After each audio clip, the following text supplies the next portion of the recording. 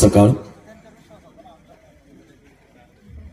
पवारच्या निवासस्थानाच्या प्रांगणामध्ये आज बाप घराचं अस्तित्व असतं तर आई घराचं मांगल्य असतं. पवार परिवाराची असणारी मातृछाया सुंदरबाई पवार गौरव पुरस्कार 2024 गौरव वितरण सोहळा तसेच प्रथम पुण्यस्मरण सोहळा आज इथे संपन्न होते. स्वर्गीय अतुल सदाशिव पवार आणि स्वर्गीय बाबासाहेब बाळकृष्ण पवार यांच्या पवित्र पावन स्मृतीस विनम्र असे अभिवादन.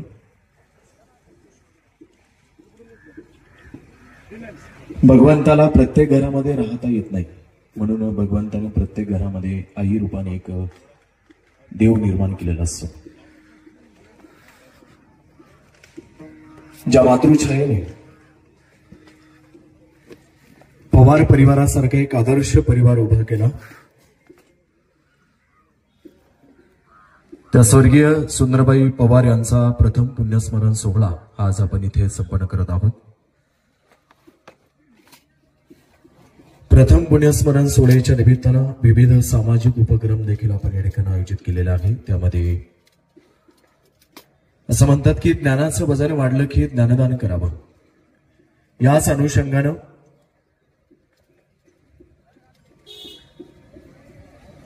जगद्गुरु कृपांकित हरिभक्तपरायण पंकज महाराज गावडे यांचं सुश्रवास प्रवचनाचं आयोजन आपण या ठिकाणी केलेलं आहे.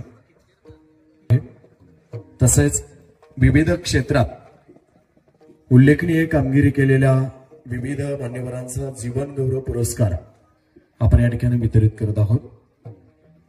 या निवृत्ती साकोरे तसेच भाचे राजारामजी शेळके मातोश्रींचे असणारे बंधू बापूसाहेब पठारे अण्णासाहेबजी पठारे समस्त पवार फॅमिली आणि मान्यवरांना विनंती आपण मातोश्रींच्या पवित्र पावन अशा प्रतिमेचं पूजन करण्यासाठी अग्रभागी यावं. आपण भक्ती योग गुरुकुल आनंदी यांचा भजन सोहळा आपण या ठिकाणी सुरुवात करतोय.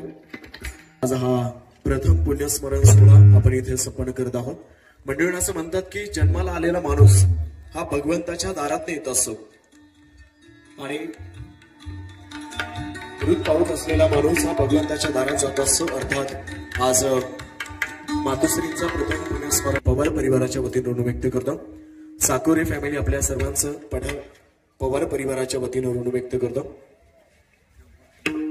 आपण मातोश्रींच्या प्रतिमेचं पूजन संपन्न केलंय. मंडळीनं महाराष्ट्राने आपल्या मनाच्या गाभाऱ्यातून रोहन सुवर्णालंकार आजही जपून ठेवलेले आहे. त्यातला पहिला सुवर्णालंकार म्हणजे आपल्या माऊलींची ज्ञानेश्वरी पताका. खरं तर ज्यांनी महाराष्ट्रालाच नाही संपूर्ण हिंदुस्थानपर्यंत पोहोचवण्याचं काम केलंय, ज्यांनी सगळ्यात अगोदर कैद्यांसाठी कीर्तन प्रवचन जेलमध्ये जाऊन केले असे देशातले पहिले कीर्तनकार, ज्यांनी अयोध्येच्या राम मंदिरा परिसरात सगळ्यात पहिलं कीर्तन देशामध्ये केलं ते जगद्गुरु कृपांकित हरिभक्तपरायण पंकज महाराज गावडे यांचं सुश्रवास्य कीर्तन सेवा आज आपण या ठिकाणी आयोजित केलेला.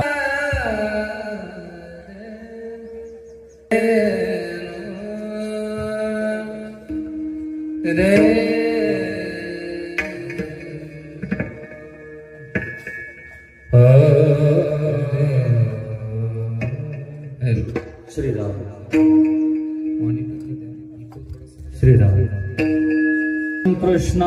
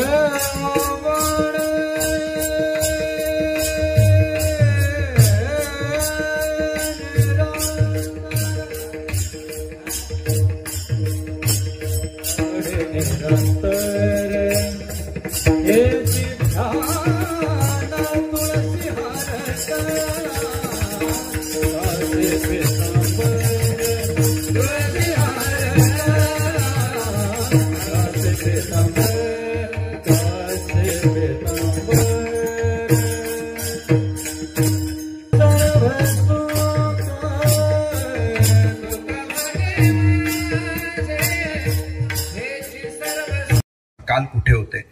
त्यांनी सांगितलं की एक नेतृत्व आहे आणि त्या नेतृत्वाने आंबेगाव तालुक्याचा कायापालट केला. मी भीमाशंकरला दर्शनाला गेलो, मग काय झालं ते सगळं सांगत होते. आणि त्यांचा तो मित्र अमेरिकेत राहत होता आणि साहेब सांगताना म्हणत होते की अशी माणसं ही महाराष्ट्राच्या राजकारणाची गरज आहे. आणि मी आज जे आंबेगावचं चित्र पाहतो, हे चित्र दिलीप शिवाय कोणी बदलू शकत नव्हतं. हे साहेबांचे शब्द मी ऑन कॅमेरा सांगतोय. आजची परिस्थिती काय मला त्याच्याचं काही देणं घेणं नाही, परंतु या सगळ्यामध्ये साहेबांची कॅपॅसिटी, कॅपेबिलिटी, पोटेन्शियल, त्यांचं व्हिजन विथ मिशन, याच्यावर ते आजपर्यंत तुमच्या मनावर राज्य करतायत. आणि आज बापूंच्या, प्रकाश बापूंच्या, सदा अण्णांच्या, सुरेश दादांच्या निमंत्रणाला मान देऊन ते इथे उपस्थित राहिलेले आहेत. आणि आमचं कीर्तन चाललंय, नको नको म्हणा गुंतू माया जाळी, काळाला जवळी ग्रासावया. आणि ह्या मनावर मी खरं तर मगासपासून सायकोलॉजिकल दृष्ट्याने भाष्य करत होतो. जगामध्ये नेमकी काय रिसर्च झालेत मनावर, आपण नेमकी आपलं मन सुदृढ कसं करायला पाहिजे, निकोप कसं करायला पाहिजे, याच्यावर मी तुमच्याशी चर्चा करत होतो. आणि ते चर्चा करताना तुम्हाला मी हेही म्हणालो की जगामध्ये 245 कोटी लोक ऍबनॉर्मलच्या स्टेजवर आहेत आणि सुसाइड अटेम्प्ट जगामध्ये इथून पुढे प्रचंड वाढणार आहेत. तुम्ही सगळ्यांनी आजपासून आपली जबाबदारी आहे की आपण चांगलं वागून, आपलं मन चांगलं ठेवून त्याचा प्रभाव आपल्या मुलांवर निर्माण केला पाहिजे. आपण मायेमध्ये विनाकारण अडकण्यात अर्थ नाही आहे, कारण शेवटी जीवनाच्या काय आहे. गोव्याचे मुख्यमंत्र्यांचं शेवटचं पत्र जर तुम्ही वाचलं तर ते म्हणतात, ते मुख्यमंत्री होते, देशाचे संरक्षण मंत्री होते, ते एक वेगळं वलय होतं, पण शेवटच्या क्षणी ते म्हणतात की माझ्या मुलाला कधी मी मिठी मारू शकलो नाही, कधी त्याला शाळेत घेऊन गेलो नाही, कधी त्याच्याशी 2 गोष्टी बोललो नाही. माझी पत्नी अत्यंत आजारी होती, मी तिला कधी वेळ देऊ शकलो नाही. आज मृत्यूच्या दारामध्ये असताना मला माझ्या पत्नीची अत्यंत आठवण होते की मी इतका निष्ठुर कसा वागलो. जो देशाचा संरक्षण मंत्री आहे त्याला देखील मृत्यूच्या क्षणी आपल्या जीवनाचा साक्षात्कार घडतो. अशी अनेक उदाहरणं जगामध्ये आहेत की या सगळ्या उदाहरणांनी आपल्या पुढे काहीतरी एक्झाम्पल सेट केलेलं आहे. मी ज्ञानदेवांचंही तुम्हाला सांगितलं, तुकोबांचंही तुम्हाला सांगितलं. या सगळ्या गोष्टींमध्ये आपल्याला आपल्या मनाला विकार लागणार नाही याची काळजी घ्या. दुसरा सर्वे असा आलेला आहे, या सर्वेमध्ये ताणतणाव प्रचंड वाढलेला आहे, इतका स्ट्रेस माणसाला वाढलेला आहे. आणि हा नैसर्गिक स्ट्रेस मी समजावू शकतो, पण अनैसर्गिक जो स्ट्रेस आहे तो स्ट्रेस इतका वाढलेला आहे, त्याची काही कारण आहे, त्याची काही घटक आहे, त्याच्यावर चर्चा होणं गरजेचं आहे. त्याच्यामध्ये सोशल मीडियाचा निगेटिव्ह इन्फ्लुएन्स इतका क्रिएट झालेला आहे की मी काही कॉन्टेंट निर्माण करून सोशल मीडियामध्ये टाकला नाही तर मला झोप येत नाही, असे सोशल मीडिया इन्फ्लुएन्सर सांगतात. आणि जर त्यांचे फॉलोअर्स कमी झाले तर ते सुसाइड पण करतात. जगामध्ये आत्ताच्या घटनेमध्ये गेल्या 6 महिन्यामध्ये 3 सोशल मीडिया इन्फ्लुएन्सरने सुसाइड केलं, ज्यांना कोट्यावधी फॉलोअर्स होते, ज्यांना युट्यूब आणि इन्स्टामधनं पैसे मिळत होते आणि त्यांचा तो व्यवसाय होता. जे सोशल मीडियातनं आपल्याला उपदेशाचे ढोस पाचतायत ते सुद्धा आत्महत्याग्रस्त होतात. याचा अर्थ मनाच्या विपरीत जगणं सुरू झालं की तुमचा खोटा लपवलेला चेहरा कधीतरी पुढे येतो आणि तुमचा आत्मघात झाल्याशिवाय राहत नाही. दुसरा मुद्दा असा आहे की माझी कॅपॅसिटी आणि कॅपेबिलिटी काय आहे, माझं पोटेन्शियल काय आहे, त्याच्यापेक्षा जास्तचा घास घेण्याचा प्रयत्न करणं. म्हणजे भीष्माचार्यांनी समजावून घ्यायला हवं होतं की समोर भगवान परमात्मा श्रीकृष्ण आहेत. कदाचित त्यांनी हेही समजावून घ्यायला हवं होतं की कर्ण पण चुकतोय. कदाचित अभिमन्यू ज्यावेळी अडकला होता त्यावेळी त्यांनी ही भूमिका समजावून घ्यायला पाहिजे होती. परंतु पुन्हा एकदा तो मायेचा पडदा आहे. किंबहुना द्रोणाचार्य देखील आहेत. फक्त माझ्या मुलाला कुठेतरी राजा बनवावं, त्याचं सिंहासन अबाधित राहावं म्हणून ते कौरवांच्या बरोबर बाजूने लढले आणि ज्याच्यावर प्रेम होतं त्या अर्जुनाच्या विरोधात गेले. लक्षात ठेवा, या सगळ्या गोष्टी आहेत, आपल्या मनाचे सगळे विकार आहेत. म्हणून ज्ञानदेवांचं मी मगाशी तुम्हाला म्हणालो ते साहित्य आपण कधीतरी वाचलं पाहिजे. आणि तुकाराम महाराज हे सायकोलॉजिस्टच होते, म्हणून छत्रपतींचाही तुम्हाला मी रेफरन्स दिला. आता मला तुमच्या मनाची काळजी आहे, ना तुमच्या संपत्तीची, ना तुमच्या प्रतिष्ठेची, ना तुमच्या प्रॉपर्टीची. मला काळजी आहे तुमच्या मनाची. कारण मेलेली मन, निद्रिस्त मन कदाचित जगू शकतील, क्रांती करू शकतील, पण विकाराने ग्रस्त झालेली मन, आजारी पडलेली मन ही स्वतःलाही डुंबून टाकतील आणि समाजाचाही नाश करतील. विठाल विठाल विठाल विठाल विठाल विठाल. आपलं मन इतकं ताब्यात ठेवलं पाहिजे. रस्ता एकदा चुकला हरकत नाही, दुसऱ्यांदा मी दुरुस्त करेल. त्या मनाला आपण मलिनतेचा स्पर्श होऊ देऊ नये. साने गुरुजींच्या आईने आपल्या लेकराला एवढंच सांगितलं, बाळा तुझी कपडे खराब झालेली तुला चालत नाही, तुझे तळवे खराब झालेले चालत नाही. त्या गरीबाईला एकच शब्द दे, तुझ्या मनाला कधीही मलिनतेचा स्पर्श होऊ देऊ नकोस. एका आईने पूज्य साने गुरुजींना सांगितलं आणि ते साने गुरुजी विनोबांची गीताई लिहितात आणि ते साने गुरुजी आपल्या वाट्याला येतात. मला वाटतं आपली मनं देखील अशी जर केली तर आपणही जगाच्या वाट्याला येऊ. मनाला मलिनता, नेमकी मनाला मलिनता येते का याचंही संशोधन करणं आणि याच्यावर खूप सखोल बोलणं गरजेचं आहे. परंतु पूज्य बाबा महाराज सातारकरांनी जे 40 वर्ष श्रीमंत दगडूशेठ हलवाई सार्वजनिक गणपती ट्रस्टला चातुर्मासामध्ये 2 तासाची 15 दिवसाची सेवा केली, ती ह्या वर्षीपासून माझ्या वाट्याला आली. ह्या वर्षी मी 8 दिवस ती सेवा केली आणि शेवटच्या दिवशी सगळ्या ट्रस्टींनी निर्णय घेतला आणि कोषाध्यक्ष महेश भाऊ सूर्यवंशी म्हणाले की गणपती बाप्पाला काळजी, आम्हाला दुसरे बाबा महाराज मिळाले आणि इथून पुढे 25 वर्ष श्रीमंत दगडूशेठचं व्यासपीठ 15 दिवस पंकज महाराजांना उर्फ चेतनानंद महाराजांना ऐकेल. याचं कारण काय? मी त्यांना सांगितलं मी कार्यक्रम करेल, परंतु तुमचं पाणी पिणार नाही आणि तुमचं मानधनही घेणार नाही. पण कुठे एखादा रुग्णाला तुमची गरज आहे, कुणाला अन्नाची गरज आहे, कुणाला पर्यावरणाची गरज आहे, त्यावेळी मी तुम्हाला आवाज देईन, तुम्ही पुढे आलं पाहिजे. आपण आपलं जीवन ठरवलं पाहिजे. ज्या क्षेत्रात काम करायचं त्या क्षेत्रामध्ये माझ्या मनाची भूमिका काय आहे, त्याच्यावर माझी गती आहे आणि त्याच्यावर माझी अधोगती आहे. तुम्हाला राजकारणात काम करायचं त्या पद्धतीचं तुमचं मन हवं आहे, तुम्हाला समाजकारणात काम करायचंय त्या पद्धतीचं मन हवंय, उद्योग जगतात काम करायचंय त्या पद्धतीचं मन हवंय, व्यापारात काम करायचं त्या पद्धतीचं मन हवंय, अध्यात्मात काम करायचं त्या पद्धतीची मनोभूमिका पाहिजे. म्हणून वळसे पटेल साहेब, मी कीर्तनकार म्हणून ज्यावेळी वडिलांच्या इच्छेमुळे फेटा बांधताना कॉर्पोरेटचं रिझाईन दिलं, माझं 36 लाखाचं पॅकेज होतं, पण मी वडिलांचं, माझं नाव रामचंद्र, त्यांनी सांगितलं बाळाला फेटा घालून कीर्तन करायचं पाहायचं राहिलं. म्हणजे व्हॉइस नावाची इन्स्टिट्यूट होती, साहेबांना माहिती आहे. मी अनेक लोकांना घडवलं ना. आजही विधिमंडळातले 18 आमदार माझे विद्यार्थी आहेत. फक्त आमचा कोड ऑफ कंडक्ट आहे, नाव सांगणार नाही, ते पण तुम्हाला सांगणार नाही, मी त्यांना सांगणार नाही. परंतु एक गोष्ट तुम्ही समजावून घ्या, सगळ्याचा त्याग केल्यानंतर मला कीर्तनकार व्हायचंय, वडिलांच्या शब्दासाठी आपल्याला जगायचंय. मग मी पहिल्यांदा शपथ घेतली, पहिलंच कीर्तन 5 कोटीचं करेल आणि डोंगरावर ते कीर्तन केलं. आणि त्याच डोंगरावर मी शपथ घेतली, ज्या गावात कीर्तन करेल त्या गावचं अन्नही घेणार नाही, त्या गावचं पाणी पिणार नाही आणि त्या गावचं मानधनही घेणार नाही. मला वाटतं कीर्तनकार म्हणून जर मला उभं राहायचं असेल तर मला ज्ञानोबा तुकोबा पुढे ठेवूनच आपली भूमिका मांडावी लागेल. त्यावेळी समाजाच्या मनावर प्रभाव होईल. मी जर तुमच्याकडे 51,000, 1 लाख, 5 लाख मागितले तर तुम्ही कितीही चांगलं बोललो तुमच्या मनावर परिणाम होणार नाही. म्हणून मी पुढची स्टेप घेतली की आपल्याला आता इथंच थांबायचं नाही, आपल्याला मृत्यूपत्र तयार करायचंय. म्हणून पत्नीला आणि आईला विश्वासात घेतलं, मुलांना विश्वासात घेतलं आणि तो जीवन समर्पण संकल्प सोहळा मी आळंदीला घेतला. साहेबही त्याच्यामध्ये प्रमुख अतिथी होते, पण साहेबांची साताऱ्याला काहीतरी मिटिंग होती, पण आदरणीय बाळासाहेब थोरात आणि बावनकुळे साहेब होते. आईची आणि गुरूंची पूजा केली. माझं मृत्यूपत्र मी जाहीर केलं. दशक्रियेत पण अडकायचं नाही, अंत्यविधी पण काढू नका, मेडिकल कॉलेजला पुढे बॉडी पाठवून द्या. तुमच्या लक्षात येतं का मला काय म्हणायचंय? माझं काम आहे कीर्तनाचं. हे जे व्यासपीठ आहे हे परिवर्तनाचं व्यासपीठ आहे. हे एंटरटेनमेंटचं आणि प्रॉपर्टी जमा करण्याचं आणि प्रतिष्ठेचं आणि नावाचं नाही आहे. म्हणून या व्यासपीठाला मला जर न्याय देता येत असेल तर माझ्या मनाने तिथे उभं राहता आलं पाहिजे. नाहीतर मी इथे बोलतोय आणि माझं लक्ष नंतर कीर्तन झाल्यावर मिळणाऱ्या मानधनाकडे जर असेल तर मी समाजावर त्याचा प्रभाव निर्माण करू शकणार नाही आणि समाज बदलू शकणार नाही. म्हणून मध्ये खूप आजारी पडलो, पुन्हा कंट्रोल घ्यावा लागला. दशक्रियेची प्रवचनं बंद करून टाकली. आता फोन येतात, तुम्ही प्रवचन करा, 5 लाख देतो, 2 लाख देतो. घेऊन करणार काय? मला करायचंय नेमकी काय? गाडी पण मला लोकांनी दिली, ड्रायव्हर मला लोकांनी दिला, सगळं माझी बायको जॉब करते, ती साबण बनवते, चालतंय, मला काय जीवन आनंदात आहे. पण लाखो कोट्यावधी लोकांच्या जीवनामध्ये प्रकाश निर्माण करायचा असेल तर मला पहिले मला मिळणारे लाखो कोट्यावधी सोडावे लागतील. ही भूमिका माझी आहे.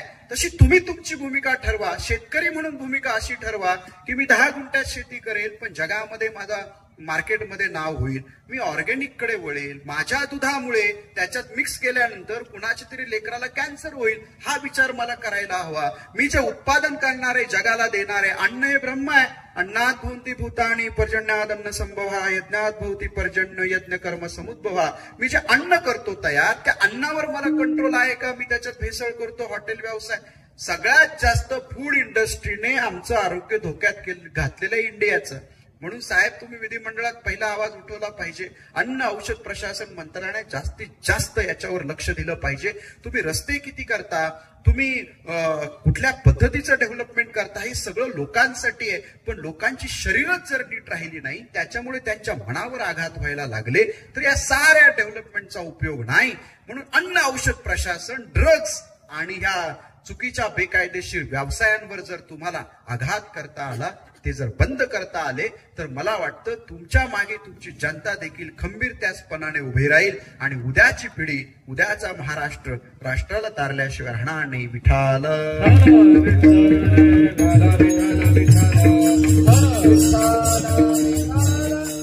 सगळ्या मायेतनं बाहेर पडायचं. मग करायचं काय? तुम्ही म्हणाल यांनी तर सगळं वैराग्य आणि विरक्ती सांगितली, मग आम्ही आता करायचं काय? आम्ही उद्योग व्यवसाय सोडून द्यायचे, आम्ही शेती सोडून द्यायची, आम्ही व्यापार सोडून द्यायचा? नाही. तुकोबाराय म्हणतात, जोडोनिया धन उत्तम व्यवहारे, उदास विचारे वेच करी. तुमच्या हाताला जे मिळतं ना, ते तुम्ही द्यायला शिकलं पाहिजे आणि मिळवताना चांगल्या पद्धतीनं मिळवलं पाहिजे. लक्षात ठेवा, चुकीच्या पद्धतीनं मिळवलेल्या गोष्टी, इतिहास साक्षीदार आहे, अध्यात्म सांगताय की त्या चुकीच्या गोष्टीनं कधी ना कधी इम्पॅक्ट दाखवतात, त्या प्रभाव टाकतातच. कदाचित 1-2 पिढ्यांनंतर पुढे दाखवतील, तुम्ही गेल्यानंतर दाखवतील. त्याच्यामुळे शक्यतो याची काळजी घ्या, खूप काळजी घ्या की माझं मन मायेच्या अधीन जाऊन मी माझ्याच माणसांच्या विरोधात जाऊन काही करणार नाही. मला मात्र माझी भूमिका जीवनभर अशी तत्वांशी प्रतारणा न करता जगता आली पाहिजे आणि ते जगण्यासाठी मायेतनं बाहेर आलं पाहिजे. मग माया काय? गोड आवडतं, शुगर आहे ना, सावध राहा. झोप आवडते, फॅट्स वाढलेत ना, पहाटे उठलं पाहिजे. मी पहाटे 3 वाजता उठतो. तुम्ही किती वाजता उठता मला काही माहित नाही. परवा पनवेलला आम्ही कीर्तन करून आलो, 25,000 लोक होती. सीएम येणार होते, स्वामीजींनी माझ्याकडे नियोजन दिलं. 2:15 आलो, आंघोळ केली, लगे ध्यानाला बसलो आणि जाऊन उभा राहिलो. संध्याकाळी 7 वाजता जेवण केलं. लक्षात ठेवा, तुम्हाला काही गोष्टींवर कंट्रोल आणावा लागेल. तुमचे जे आजार आहेत ते तुम्ही चांगलं न जीवन जगल्यामुळे आहे. चांगलं जीवन जगणं म्हणजे काय? आहार विहारावर कंट्रोल करणं. आहार विहारच आपला नीट राहिला नाही. सगळेजण आपल्या मुलांच्या पार्टीला ढाबेच का पाहिजे? तुम्हाला हॉटेलच का पाहिजे? तुम्हाला काही तिथे काही गोशाळा दिसत नाही, तुम्हाला एखादा वृद्धाश्रम दिसत नाही, तुम्हाला अंध अपंग शाळा दिसत नाही. तुम्हाला म्हणून सांगतो, मी माझ्या मनाची मलिनता, कधी द्वेष निर्माण झाला कुणाबद्दल, कसली असूया आली, लोभ आलं, तर ऍक्सिडेंटल हॉस्पिटलमध्ये जाऊन चक्कर मारतो, आयसीयू डिपार्टमेंटमध्ये जाऊन पाहतो आणि त्या लोकांची अवस्था पाहतो, निराधार आश्रमांमध्ये जाऊन पाहतो. त्यावेळी कळतं ईश्वराने आपल्याला भरभरून दिलंय, आपण उगाच कुठेतरी अडकलोय. आणि या अडकण्यातून बाहेर पडण्याचा प्रयत्न तुम्हाला करावा लागेल. तूच आहेस तुझ्या जीवनाचा शिल्पकार, उगाच म्हटलेलं नाही. म्हणून स्वतःचा विचार कारुण्याने करा. स्वतःचा आधार स्वतःला द्या. जग आधार देणार नाही. प्रसंगी आपली पत्नी सुद्धा आपल्या विरोधात जाईल. लक्षात ठेवा, आपली मुलं पण आपल्या विरोधात जातील, आपले मित्र पण आपल्या विरोधात जातील, पण आपलं मन ज्या दिवशी आपल्या विरोधात जाईल त्या दिवशी गाळाला जवळी ग्रासावया. म्हणून जगद्गुरु तुकोबाराय म्हणतात, तुम्ही मनातून मायेतून बाहेर पडा. काळ कधी जवळ येईल माहित नाही आणि तो आला तर कोण सोडवणार नाही. अभंगाच्या पुढच्या चरणामध्ये काळाची हे बुडी पडेल बाजेवा, काळाची हे बुडी पडेल बाजेवा, काळाची हे बुडी पडेल बाजेवा, काळाची हे बुडी पडेल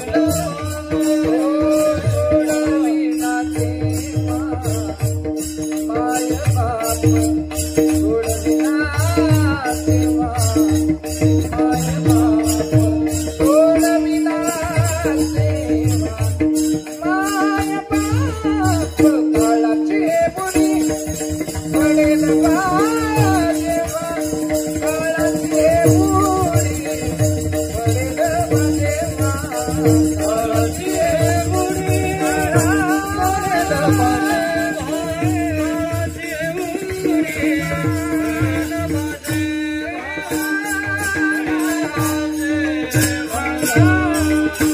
काळाची उडी पडेल बा जेव्हा सोडविना तेव्हा माय बाप आई पण सोडवत नाही, बाप पण सोडवत नाही, कारण काळ हाच बाप आहे बरं का.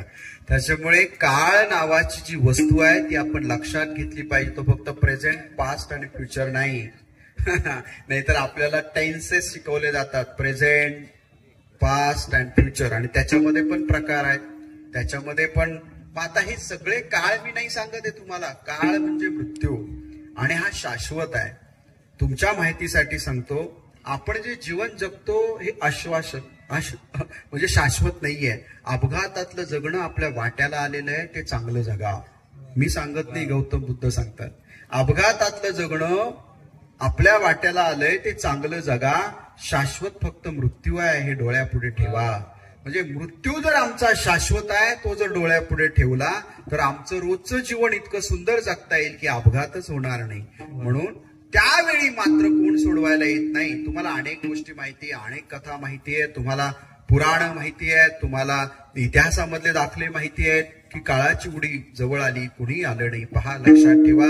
माझे शहाजीराजे ज्यावेळी असं म्हणतात त्यांचा घातपात झाला, कोण म्हणतं घोड्यावरून पडले, जे काय झालं ते झालं.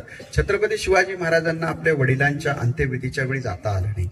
छत्रपती शिवाजी महाराज ज्यावेळी मृत्यूशय्येवर होते, माझ्या शंभू बाळाला बोलवा म्हणून आक्रंदन करत होते. तो पन्हाळगडावर होता नजर कैदेमध्ये.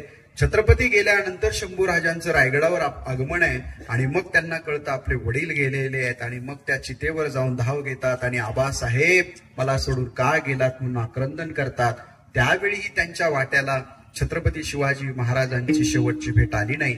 आणि शंभू महाराजांना ज्यावेळी संगमेश्वरला औरंगजेबानं हाल हाल करून मारलं, त्यावेळी शाहू बाळ ते नजर कैदेत होतं ना. शंभू महाराजांच्या वेळी शाहू महाराजांना काही करता आलं.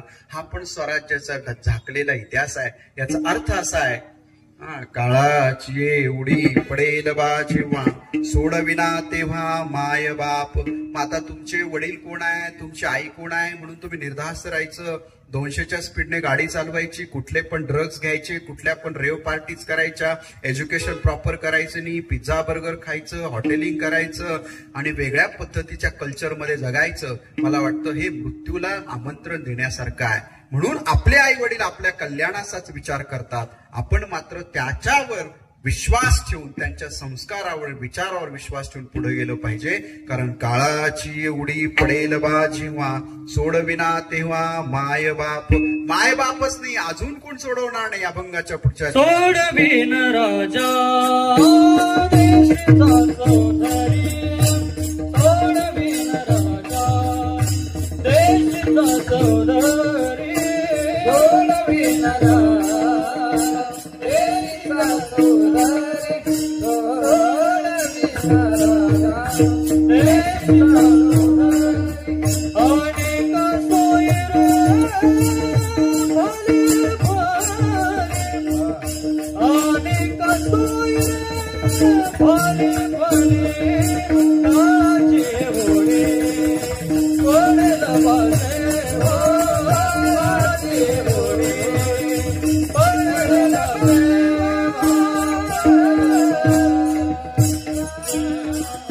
सोडविन राजा देशीचा चौधरी आणि सोयरी भली भली. बरेच जण म्हणतात हा माझ्या ओळखीचा आहे, तो माझ्या ओळखीचा आहे. आता साहेब इथे आहे, साहेबांचं नाव सांगूनही बरेच लोक मोठी झाली नाही का. हा माझ्या ओळखीचा आहे आणि मग असं होईल तसं होईल. मध्ये काय काय प्रसंग आपल्या कोविडमध्ये वाट्याला आले. सगळे फोन बंद करून ठेवले होते.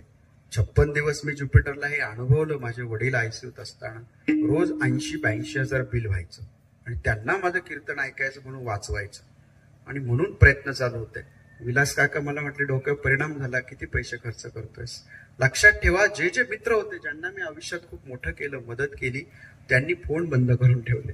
फोन करून सुद्धा आले नाहीत हॉस्पिटलला. इतकी वाईट अवस्था आहे. त्यामुळे खूप ओळखी आहेत आपल्या, काही नाही. आज सगळ्या ओळखी आहेत, कामाला कुणी येत नाही. त्याच्यामुळे ऑनलाईन तर तुम्हाला खूप फॉलोअर्स आहे, म्हणजे तुम्ही हवेत जाऊ नका. ऑनलाईन लोकांचे तर खूप मोठे हाल आहेत. त्याच्यामुळे तुम्ही प्रॅक्टिकली लाईफ जगण्याचा विचार करा. ज्यावेळी ते काळ धावून येईल त्यावेळी सोडविना तेव्हा देशीचा चौधरी, चौधरी म्हणजे राजा, आणिक सोयरी भली भली. सोयरे सुद्धा कोण कोण आहेत नाही का, हा माझा पाहुणा आहे, तो माझा पाहुणा आहे. रस्त्यावर तुम्ही मारामारी करता ना, ते बंद करा. गावात ग्रामपंचायत निवडणुकीला सोयऱ्यांच्या जीवावर तर पार उभे राहू नका, त्याच्यामुळे खूप त्रास होतो. त्यामुळे मोठी वरात केली, माझे सोयरे खूप मोठे आहेत, मोठं हे करायचं, मोठं ते करायचं, काही नाही. मोठं मन ठेवा, मग सगळं मोठं झाल्याशिवाय राहणार नाही. म्हणून सोडविना राजा देशीचा चौधरी, आणिक सोयरी भली भली. ह्या सगळ्यातून मग नेमके आम्हाला सोडवणार कोण? अभंगाच्या शेवटच्या चरणी. म्हणे तुला सोडविना कोणी, तुका म्हणे तुला सोडविना कोणी, तुका म्हणे तुला सोडविना कोणी, तुका म्हणे तुला सोडविना कोणी. एका चक्रपाणी वासुकिया, एका चक्रपाणी वासुकिया, काळाची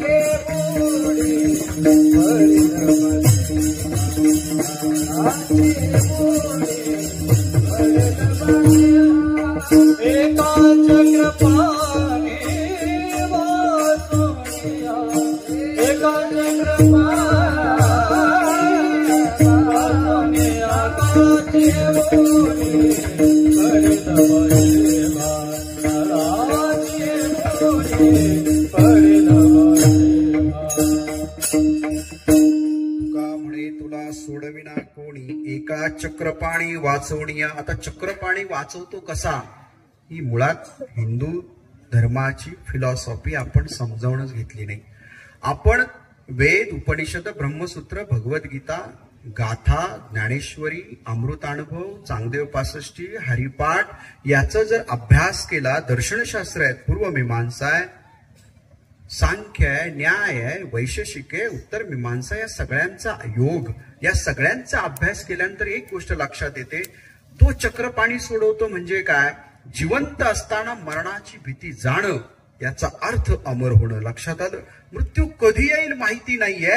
एका चक्रपाणी वाचवणे याचा अर्थ आहे की मायेतनं बाजूला आल्यानंतर जे द्वैत आहे ते गळून जातं आणि अद्वैत होतं. आता पै माझेनी एक अंशे, हे जग व्यापिले असे, या लागी भेदू सांडुनी सरीसे साम्य भज, ही दृष्टी आपल्याला येते आणि ज्ञानदेवांचं तत्वज्ञान आपल्या लक्षात येतं. तया आत्मयाच्या भाका न पडेची दुसरी रेखा, जरी विश्वाशेखा भरले आहे. हे आत्मतत्व एकदा जागृत झालं तर आपल्या लक्षात येतं मी नेमकी कोण आहे, who I am, what is the intention of my life, what is the destination of my life, what is the purpose of my life. नेमकी मी कोण आहे, कशासाठी जगतो, माझा उद्देश काय. कधी, ज्यावेळी स्वतःची खरी ओळख कळते. देहाचा अभिमान चित्त देऊनी नासिलिया देहाभिमान, ज्यावेळी तो देहाभिमान नष्ट होतो त्यावेळी खरं स्वरूप तुमचं पुढे येतं. मग कुणी तुमचा अपमान केला, कुणी तुमच्या विरोधात बोललं, कुणी तुमच्या विरोधात षडयंत्र रचलं, तुम्हाला काही वाटत नाही. लोक म्हणतात निर्लज्ज झाला, तो निर्लज्ज झालेला नसतो, त्याला कळालेलं असतं नेमकी मी कोण आहे, माझं स्वरूप काय आहे. यालाच तर म्हणतात आत्मतत्व परमात्म तत्वापर्यंत धावणं. म्हणून तुकोबाराय म्हणतात, तुका म्हणे तुला सोडविना कोणी, एका चक्रपाणी वाचवणीया. ही अवस्था तुमच्या सगळ्यांच्या जीवनामध्ये यावी म्हणून आजच्या ज्या कीर्तनाला मी इथे आलो, ते आदरणीय प्रकाश बापूंची खूप इच्छा होती त्यांच्या आईच्या पिंडदानाला. पण मला न्यासाचं पत्र आज येतं उद्या येतं, आज येतं उद्या येतं, 6-7 दिवस यांनी दशक्रियेचे पॅम्पलेट छापले नव्हते, बॅनर छापले नव्हते. मला न्यासाचं निमंत्रण आलं. माझ्या वडिलांचं नाव रामचंद्र, त्यांनी सांगितलं डोक्यावर फेटा बांध, तू कीर्तनकार शोभशील, राजकारणात तर पार पडू नकोस आणि तू चांगल्या मार्गावर जा. मरताना बापानं सांगितलं, रामचंद्र नाव त्यांचं, बापाच्या वचनावर मी दृढ राहिलो, कीर्तनाचा फेटा घातला, कीर्तन तत्वानं करायला लागलो आणि चमत्कार पहा बापाच्या आशीर्वादाचा. या रामचंद्राने 2 वर्षात अयोध्येच्या रामचंद्रापुढे जाऊन उभं केलं. त्याच्यामुळे ही तत्व तुम्हाला सांभाळावी लागली. जगातला मी एकमेव कीर्तनकार आहे जो रामलल्लाच्या गर्भगृहात 4 तास होता. आदरणीय प्रवीण महाराजांचे स्वर, गंभीर महाराज त्यावेळी बरोबर होते, पंचपदी घ्यायला दुरापे महाराज होते आणि माझा शिष्य शेल पिंपळगावचा शशिकांत महाराज राऊत तो तिथे विना घालून होता.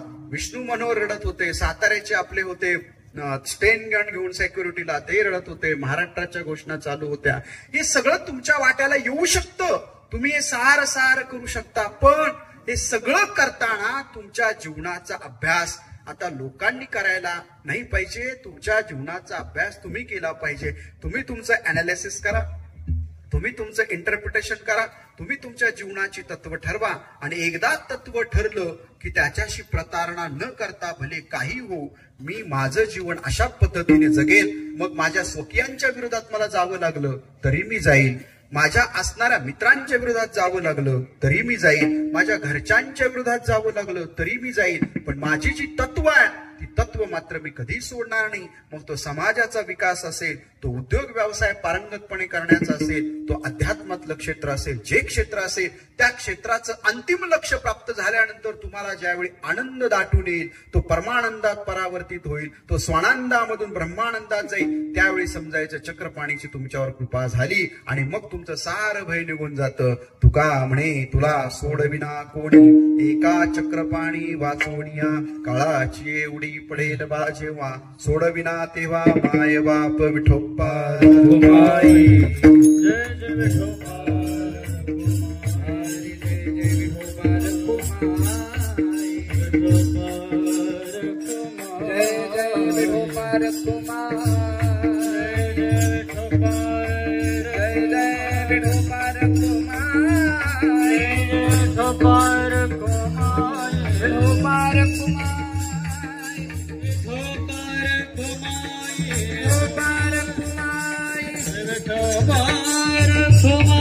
विठोबा रखुमाई. खबरदार हरिनाथ भगवान ज्ञानेश्वर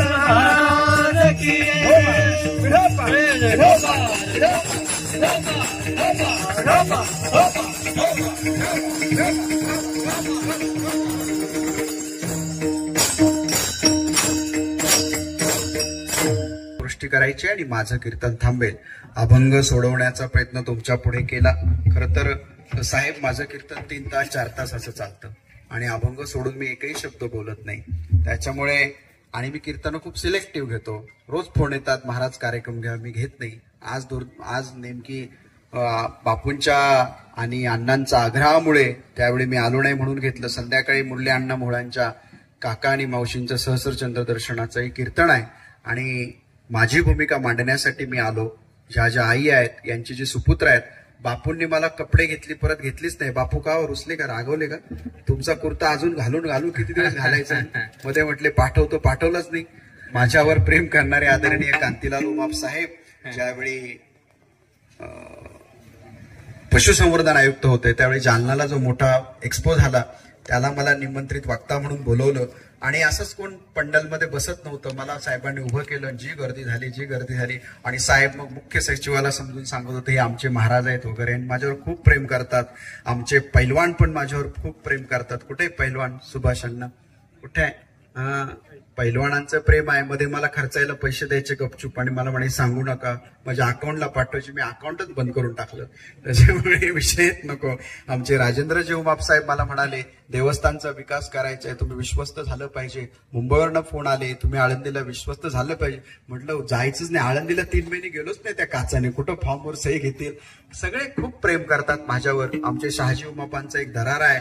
ही सगळी ह्या मावशी आहे ह्या उमाप फॅमिलीची आणि आमचे पंडा अण्णा आहेत, आमचे बापूसाहेब आहेत, या परिवाराची ही असणारी बहीण आहे. त्यांनी एकदा डायलिसिसवर असताना माझं प्रवचन ऐकलं साहेब आणि 39 लाख रुपये माझ्या 50 मिनिटाच्या प्रवचनामध्ये बापूसाहेबांनी आणि पंडा अण्णांनी 15 लाखाचा चेक दिला आणि उर्वरित लोकांचे माझ्या वाढदिवसाला बापूसाहेब 5 लाख घेऊन आले. परवाही माझ्या खात्यात पैसे दिले. सगळे भंडारा डोंगराला. आता मी मृत्यूपत्र तयार केलं, त्यातले संकल्प आहेत ते सांगतो आणि मला पुढे जायचंय.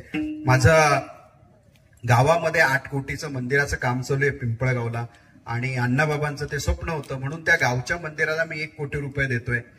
वारकरी शिक्षण संस्थेचा कुरेकर बाबांचा ज्यावेळी वाढदिवस झाला त्यावेळी मला बाबांनी, उल्हास बाबांनी काही अपेक्षा व्यक्त केली. त्या संस्थेला 5,111,000 रुपये देतोय नारायणगावला पश्चिम वेसेचं काम होतंय, ज्या गावामध्ये 40 वर्ष माझ्या वडिलांनी 700 रुपयानं काम केलं, जिथे मी फळं विकली, जिथं सगळं केलं, त्या वेशीला मी 25 लाख रुपये देतोय. श्री समर्थ केंद्र गुरु माऊलींच्या आदेशाने एक जागा त्यांना मी मिळवून दिली, तिथे 1,11,111 देतोय. उत्तराखंडमध्ये मागच्या वर्षी माझं कीर्तन होतं, बाबांचा काला होता. या वर्षी बंडातात्या नामदेव महाराज शास्त्री आहेत, कुरेकर बाबा आहेत, घुले बाबा आहे आणि माझंही कीर्तन आहे. तर त्या सप्ताहाला जोपर्यंत मी जिवंत असेल तोपर्यंत 51,000 रुपये मला द्यायचे. 20 मेला कीर्तन आहे, मी चेक पण पाठवून दिलेला आहे. आता तिथे 2.5 गुंठेची जागा त्या लोकांनी घेतलेली आहे. तिथे 3.5 कोटीचं मंदिर आणि महाराष्ट्रासाठी व्यासपीठ निर्माण करायचंय. म्हणून माझे जे सद्गुरू आहेत, सद्गुरू शांती धर्मानंद सरस्वती कुरेकर बाबांनी काही इच्छा व्यक्त केली. सद्गुरूंपुढे मी बसलो. ते आपल्या इंडियाच्या फायटर जेटचे प्रमुख होते, ऑपरेशन हेड. तत्कालीन इंदिराजींबरोबर न पटल्यामुळे सर्व्हिस सोडली. आज ते आपल्या हिंदुस्थानमधले सगळ्यात मोठे अद्वैती आहेत. 2:30 वाजता त्यांची साधना सुरू होते. त्यांनी मला चेतनानंद हे नाव दिलं आणि मग याच्यातनं माझा हा प्रवास आहे. त्यांनी सांगितलेल्या गोष्टी मी करतोय. तर तिथे 3.5 कोटीचं एक मंदिर बांधायचं आहे. साहेब तुम्ही इथे आहात म्हणून हा शेवटचा विषय मांडतो. आपली 22 एकर जागा होती उत्तराखंडमध्ये, ती बाहेरच्या लोकांनी गिळंकृत केली. तिथे आपल्या पांडुरंगाचं मंदिर आहे. तिथे काकडा पण होत नाही, हरिपाठ होत नाही, दिवा पण लागला जात नाही. त्याचे पेपर मी काढण्याचा प्रयत्न करतोय. मध्ये कर्नाटकला जाऊन मी एक मिटिंग पण केली. त्या लोकांना घेऊन मी आता गेलो. 15 दिवस दीक्षा समारंभ होता, त्यांनाही बरोबर घेतलं. 5 रुपयात आपले लेकरं जेवतात, जे आचार्य आणि वेदांचं शिक्षण घ्यायला जातात, शास्त्री म्हणून येतात. तर त्या मंदिराच्या संदर्भामध्ये आपल्याला महाराष्ट्र शासनाकडनं तिकडच्या शासनाला काहीतरी कळवायचंय आणि त्या मंदिराच्या संदर्भामध्ये सुद्धा आपल्याला निर्णय घ्यायचा आहे. कारण ते मंदिर आपल्या महाराष्ट्राचं होतं, आपली लोक तिथे काम करत होती. आपल्यात वाद झाली आणि ते मंदिर गमावलं. 22 एकर उत्तराखंडमध्ये छोटी जागा नाही. त्यामुळे ह्या सगळ्या गोष्टींसाठी आपल्याला कार्य करायचंय आणि हे सगळं कार्य करताना आजच्या कुटुंबाने देखील माझ्या मागे सातत्यानं उभं राहण्याची भूमिका घेतली. मग तो भंडारा डोंगर असेल, वैयक्तिक माझ्या जीवनामध्ये असेल, प्रकाश बापू कायम मला फॉलो करत असतात, कायम माझ्याशी चर्चा करत असतात. आणि त्याचबरोबर सदा अण्णांची, त्यांच्या पत्नी कात्रजवर चेअरमन होत्या, गेली 15 वर्ष तिथे आहेत. कुठल्याही कार्यक्रमात भेटले तर मन मोकळं माझ्याशी ते बोलत असतात.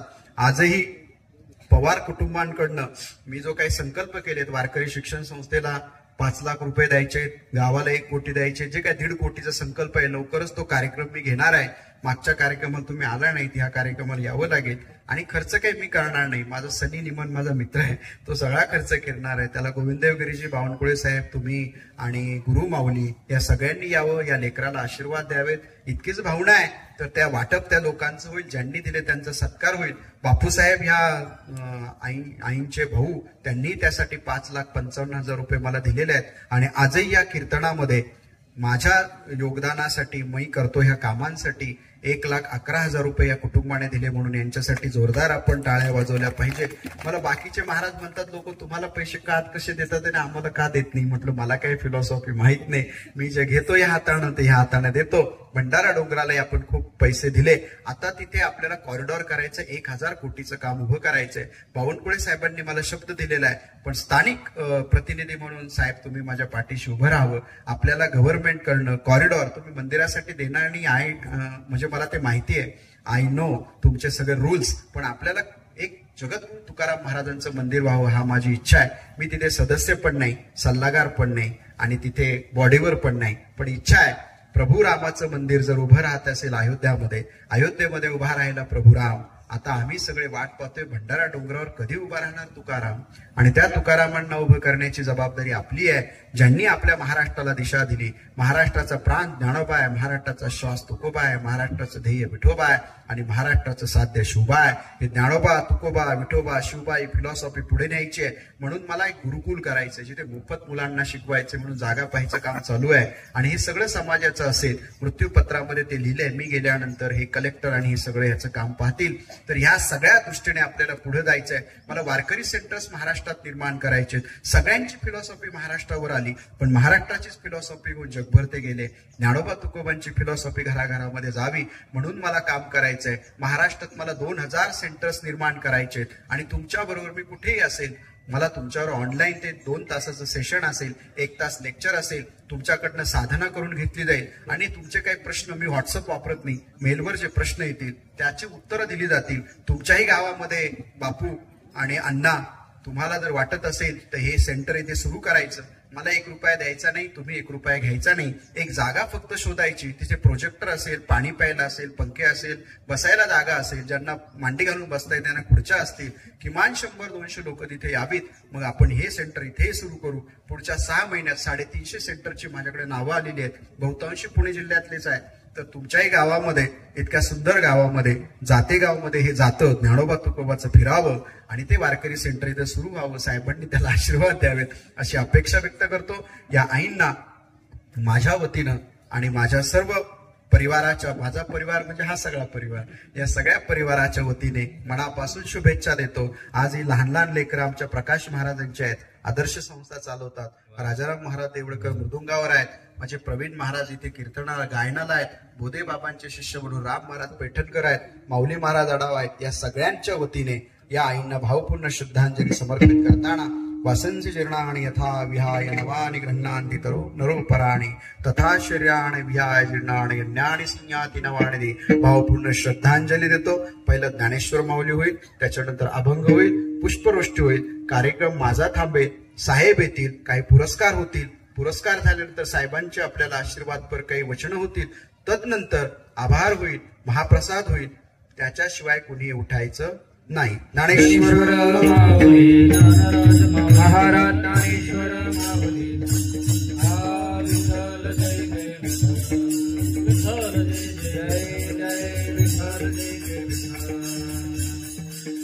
हो आम्ही जातो तुम्ही कृपा असू द्या. आम्ही जातो तुम्ही कृपा असू द्या. आम्ही जातो तुम्ही कृपा असू द्या. आम्ही जातो तुम्ही कृपा असू द्या. सकला सांगा विघ्नस्ती माझी, सकला सांगा विघ्नस्ती माझी. वारवीर झाला उभा पांडुर, वारवीर झाला उभा पांडुर. वैकुंठा श्रीरंग बोलावे, वैकुंठा श्रीरंग बोलावे. अंतकाळी विठो आम्हासी पावला, अंतकाळी विठो आम्हासी पावला, अंतकाळी विठो आम्हासी पावला, अंतकाळी विठो आम्हासी पावला. पुढे सहित झाला गुप्त तुका, पुढे सहित झाला गुप्त तुका, पुढे सहित झाला गुप्त तुका. पुंडलिक वरदारी विठ्ठल देव, पंढरीनाथ भगवान की जगद्गुरु तुकाराम महाराज की जय. सब संतन की जय. ज्ञानदेव तुकाराम, ज्ञानदेव तुकाराम, ज्ञानदेव तुकाराम, ज्ञानदेव तुकाराम, तुकाराम तुकाराम तुकाराम. ज्ञानदेव पंढरीनाथ भगवान की. मोटिवेशनल स्पीकर, या जगातलं पहिलं राम मंदिरामध्ये ज्यांनी कीर्तन केलं आणि या जगातले पहिले कीर्तनकार असेल ज्यांनी जेलमध्ये जाऊन कैद्यांसाठी कीर्तन केलं, असे आपल्या महाराष्ट्राचं भूषण आदरणीय हरिभक्तपरायण पंकज महाराज गावडे यांनी अतिशय छान पद्धतीनं मन या विषयावरती कीर्तन सेवा संपन्न केली. आज या मातोश्रींच्या प्रथम पुण्यस्मरण सोहळ्याच्या निमित्तानं सुंदरबाई पवार गौरव पुरस्कार 2024 भव्य वितरण सोहळा आज आपण या ठिकाणी संपन्न करतोय.